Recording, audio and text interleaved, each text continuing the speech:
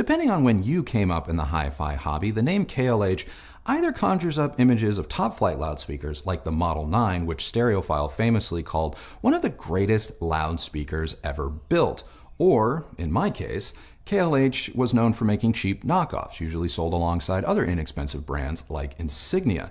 In their 64 years, KLH has gone through some changes, and I think in 2021 you're about to see another. So go ahead, hit that like button, subscribe, and ring the bell as we take a look at the brand new KLH Model 5 loudspeaker.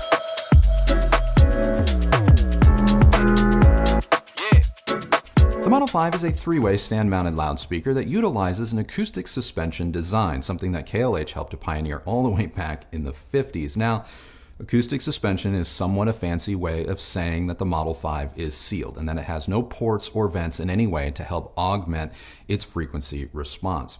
And this type of design is said to provide for better, more controlled bass, which we'll touch upon in just a minute.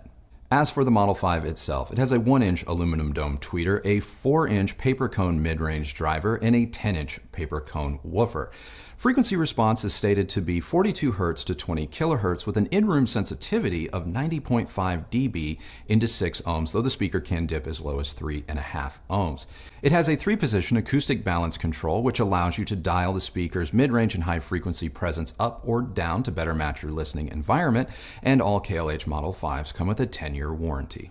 KLH honors Model 5s of the past while giving the new Model 5 a somewhat refreshed look for 2021.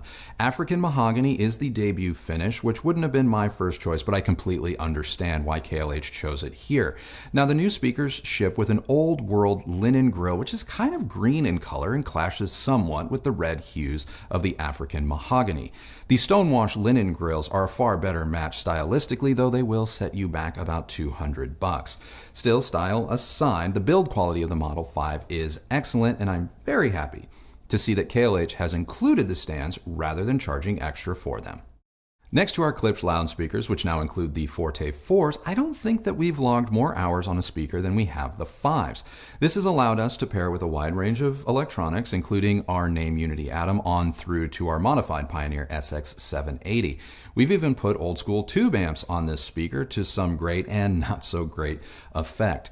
Now, the best pairing by a country mile has been the Yamaha AS3200, but I maintain that you can go with one of Yamaha's lesser siblings and get largely the same performance without needing to empty your bank account.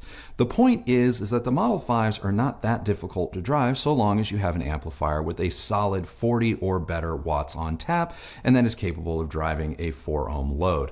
As always, all of our recommendation for amplifier pairings can be found down in the description below. In terms of the speaker's overall sound quality, how do I put this in a way that won't be open to any interpretation? They're f***ing great. Because that's exactly what I say to myself every time I sit down and listen to the Model 5s. The Model 5 to me is a near perfect hybrid of the clarity and immediacy you're going to find with high efficiency designs mated to that raw grip and control that really is only found in high-end powered monitors. Now, I know that last statement is going to be somewhat amplifier dependent, but like I just said a moment ago, if you have an amp with a healthy 40 or 50 watts on tap, you are going to get all that the Model 5 has to offer. The bass is one of this speaker's party tricks. No, I understand it's not a true full-range loudspeaker, but its 42 Hz sounds and feels honest. Honestly, there's just so much raw grip at this speaker's extreme that if you are a fan of electronica music or rock and roll, take for instance Robin's Honey or Rage Against the Machine, Take the Power Back, or Beck's Wow, you are going to hear all of the low notes in those recordings with the sort of speed and clarity few speakers this side of silly money can hope to match. Now, I have heard deeper renditions of these tracks from other speakers, but few as focused. Bass remains focused on up into where it crosses over with the mid-range, where the transition between the two is seamless. The mid-range is uncolored. That is to say, if the speaker has any tone or color of its own, I'm not hearing it. Yes, I could hear minor changes in the speaker's tone and color only when switching amplifier, so as far as I'm concerned, the Model 5's mid-range is neutral without being boring or lifeless. And as for the mid-range presence, it has that immediate in-room quality that you know I love, and it's there with every recording. I just find the clarity of this loudspeaker so incredibly addictive. It's not forward, it's not shouty, but it's also not quite as revealing or as transparent to the source as, say, a Klipsch loudspeaker, but it's close. And as for the high frequencies, the Model 5 is all about composure. I have heard mildly sweeter or more sparkly aluminum domes from, say, the likes of Focal, but few as even tempered as the Model 5. Nuance and control is the name of the game here. Airy, yes, but not to the point where they highlight or showcase compression or sibilance. And even at high volumes, the high frequencies never become forward or fatiguing. Sure, if you want a bit more top-end energy, or maybe you want to dull the speaker down, there is that three-way acoustic compensation switch ready and waiting. The Model 5's coherence top to bottom is fantastic. Truthfully, this speaker sounds like a fuller range two-way design than it does a three-way one. And the soundstage is fantastic. This speaker can image with the best of them, bordering on holographic at times. Soundstage width is epic. The detail out along the edges is so impressive. And the soundstage depth is good. This is not a loudspeaker that you have to pull out from the wall in order to enjoy good soundstage depth, but it doesn't hurt if you can manage. Also, the detail between the speakers themselves is some of the best I've ever heard. The dispersion in center imaging of this speaker is so good, in fact, that even in stereo, the Model 5 proved to be one of the finer home theater solutions that we have ever had in-house and on this channel. Which brings me to dynamics. With a solid amplifier, dynamics are lightning quick, and the impact that comes along for the ride is just good fun. So if you are a fan of kick drums, bass guitar, or explosions, the Model 5 is a speaker definitely worth experiencing. It has great punch down low and is just incredibly agile up top. When it comes to drawbacks, I really don't have anything negative to say about the KLH's sound. Yes, I kind of wish that KLH had come to market in the US with a few more finish options, and the stonewashed linen grille is what I would have preferred to ship as standard with this speaker rather than be an optional extra, but those are all kind of personal choices, and I understand you may feel differently. My biggest concern is supply. This review has been delayed multiple times due to US stock not arriving on schedule. Now, this is not KLH's fault. The entire industry over the past year has been plagued with supply chain issues. So I'm just going to go on record right now and say that if this is a speaker you want, get it. Because if it sells out, who knows when more are coming. And as for comparisons, I know the two you want me to make. So first, how does the Model 5 compare to our beloved Heresy Mark IVs? Let's not muck about. The Model 5 is better. It is. Nothing against the Heresy Mark IV. It's still a great speaker, so calm down. It's just you get a lot of what makes that Heresy 4 so great, along with deeper, better bass for less money with the Model 5. So how does the Model 5 compare to the JBL L100? Again, the Model 5 is the winner. I think the Model 5 is better built, and it's just a more engaging sound. The L100 can seem a bit dull and weighty unless you power it correctly or you turn it up, whereas the Model 5 is engaging at virtually every volume level. That and the Model 5 cost half as much, and KLH was just really smart in including the stands rather than charging you extra the way JBL does. Seriously, I really think the Model 5 is about to become a very big problem for the JBL L100 and Harman going forward. Now, I know there are bound to be a lot of questions about how the Model 5 compares to the less expensive Wharfedale Lintons, and I have not heard the Linton, so I can't really say for sure, but based on my experience with Wharfedale products, I have to imagine the Model 5 is going to be the slightly more energetic, punchy loudspeaker, which syncs well for me, but you may feel differently. And of course, you know that we have the Klipsch Forte 4s in-house, and I am sure you're very curious about how these two speakers compare, and all I'm going to say is see you on Sunday. In case you haven't figured it out yet, I absolutely love the KLH Model 5 and wholeheartedly recommend that you check it out. And honestly, I would look at this speaker before potentially spending more money, unless more means that you have a loudspeaker budget of $5,000 or more to spend. I know the retro styling may be a bit of an acquired taste, but I wouldn't let that put you off the KLH Model 5 because it is great. Honestly, I think the Model 5 is going to be one of, if not the standout loudspeaker of 2021. So that's it. That is my review of the KLH Model 5 loudspeaker. Now for the moment you've all been waiting for. What does Kristi think about it? I love them. I kind of figured. I really do. They are some of my favorite speakers that we've ever had here. Yeah. They're a real surprise for me. I mean, but truthfully, I didn't really know anything about the KLH brand before they reached out to us about this review. Yeah, So I'm with you. I know about the KLH brand, obviously. I grew up hearing that name, but I didn't even know that they've kind of been around since 2017. Like, I thought the Model 5 was like, we're back. And then I've since learned they've had like home theater speakers around that I'm now like, where was I? Like, how did I miss that? But yeah, I'm with you. Total surprise. yeah, so I really had zero expectations, or didn't really know what to expect. But as soon as we got these speakers set up, I was like, whoa, like this. Did we just find something that beats our favorite Klipsch? Yeah. Or at least goes head to head with the brand that everyone knows we really do love. I mean, I'm stone cold gonna say it.